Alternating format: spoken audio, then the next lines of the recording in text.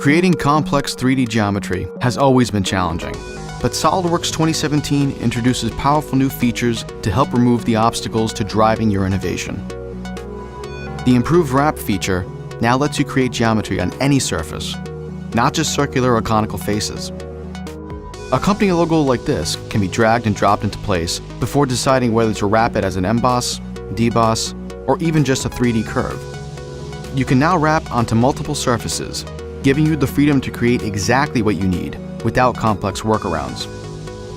SOLIDWORKS 2017 also introduces a new capability to offset 3D curves on a surface. You can choose to offset edges or complete faces like this. After deciding on a suitable offset value, you can use the new 3D curve as a reference for other features, such as this surface trim. Completing the design and adding some additional fillets makes this finger cutout much faster and simpler to create than you could previously.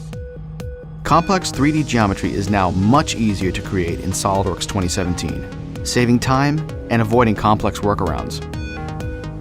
There has never been a better time to use SOLIDWORKS. With more core power and performance, SOLIDWORKS' proven solutions answer your